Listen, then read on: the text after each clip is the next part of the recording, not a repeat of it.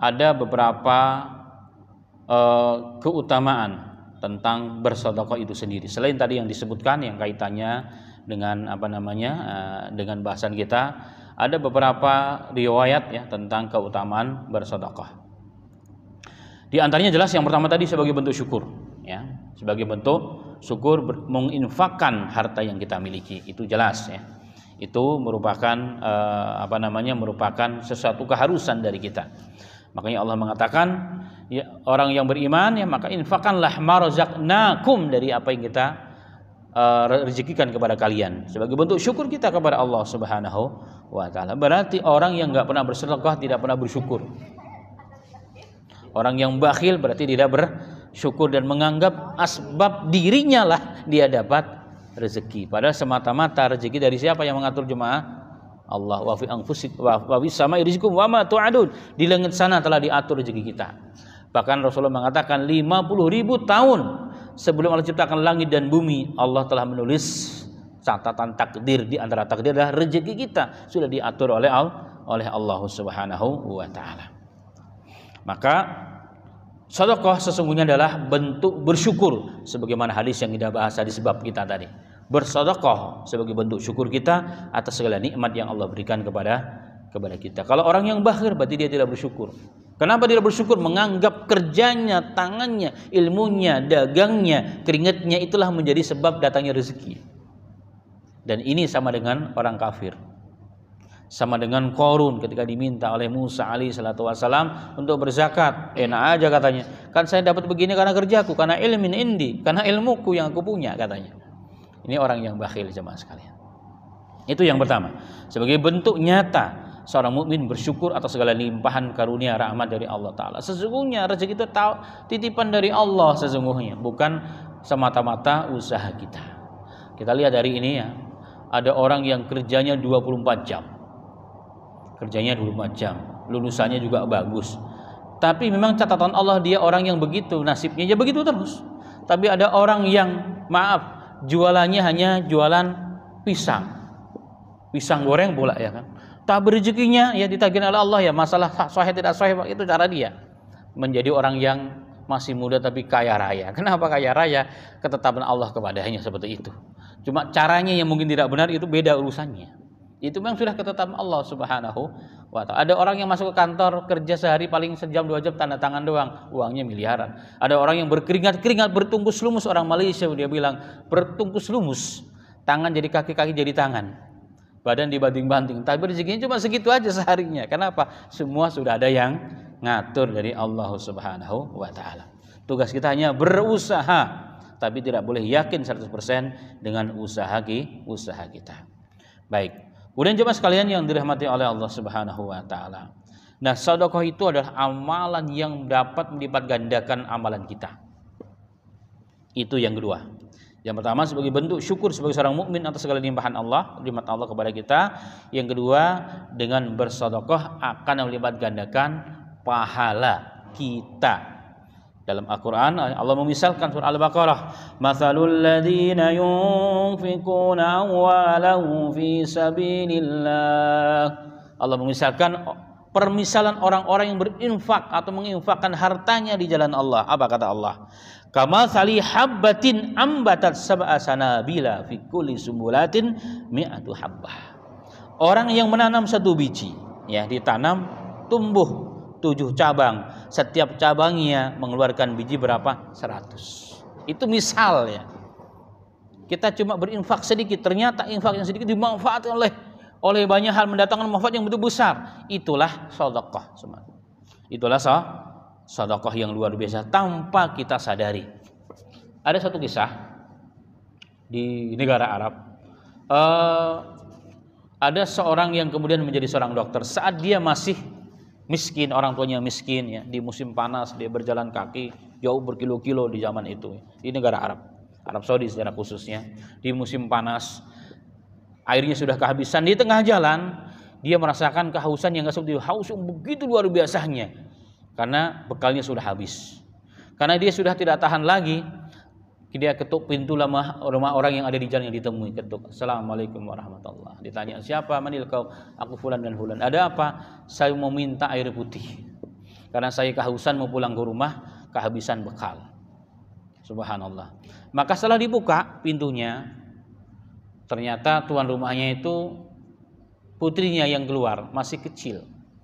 Masih kecil, hampir seumuran dengan anak yang tadi itu.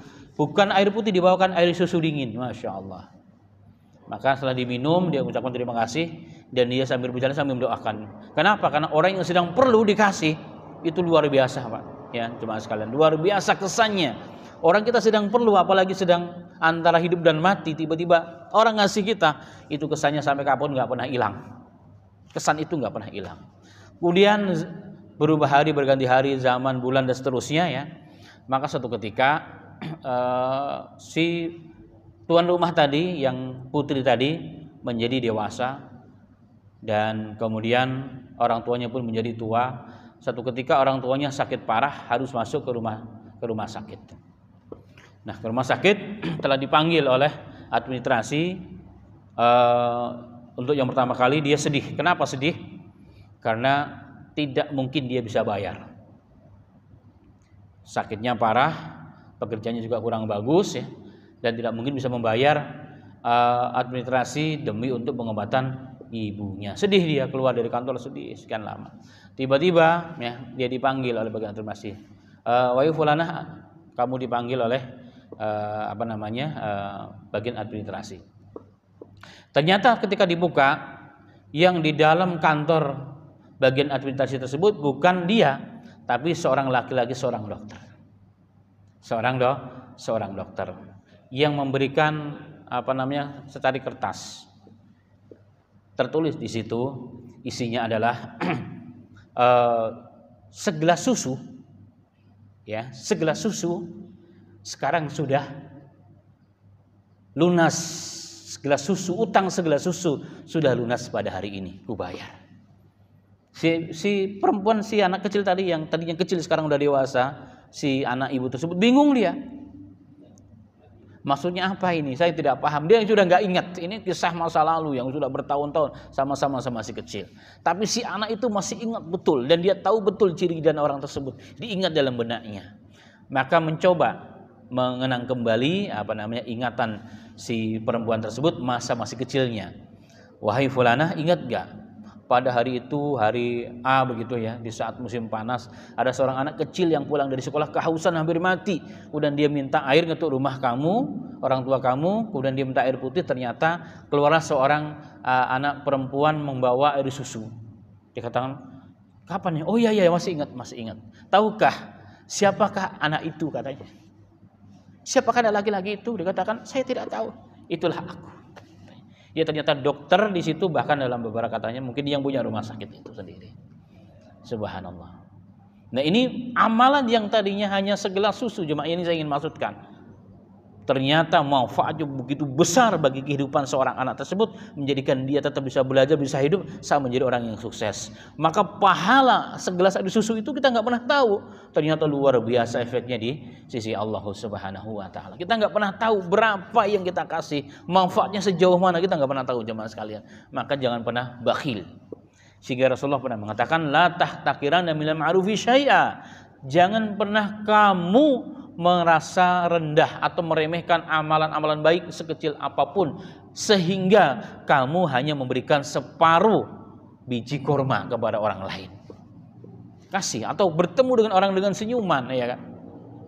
Ada orang yang di rumah lagi banyak masalah, tiba-tiba teman kita senyum, hilang rasa masalah tersebut, itu bahagia luar biasa. Itu juga pahalanya sangat besar. Dengan itu dia mengerjakan banyak hal, menjadi orang yang hebat. Pahala yang mengalir kepada orang tersebut hanya dengan senyum yang baik, yang ikhlas karena Allah Subhanahu wa Ta'ala. Nah, itu juga salah satu makna sebenarnya ya, walaupun makna agak terlalu jauh, tapi itu salah satu makna. Matsalul ladzina yunfikuna amwalahum fi sabilillah. Permisalan orang-orang yang menginfakkan hartanya di jalan Allah, kama thali habbatin ambatat sab'a sanabila fi kulli sumbulatin mi'atu habbah wallahu yudha'ifu liman yasha wallahu wasi'un alim. Permisalan orang-orang menginfakkan hartanya di jalan Allah Subhanahu wa Ta'ala, kama thali habbatin, seperti biji yang ditanam yang menumbuhkan 7 7 tangkai. Wa fi kulli sumbulatin mi'atu habbah, dan satu tangkai menghasilkan atau memunculkan 100 kali biji-bijian. Jadi 1 kali 700 kali. Wallahu yudha'ifu liman yasha. Allah melipat gandakan keutamaan pahala tersebut sesuai dengan kehendaknya. Wallahu wasi'un alim. Allah Maha kuasa dan Maha mengetahui. Maka sekali lagi, jangan pernah meremehkan sedekah, pemberian apapun yang baik kepada siapapun. Kenapa? Karena manfaatnya bagi kita mungkin nggak seberapa, tapi bagi orang lain bisa menjadi antara hidup dan mati. Jadi itu manfaatnya sangat-sangat luar biasa di sisi Allah Subhanahu wa taala.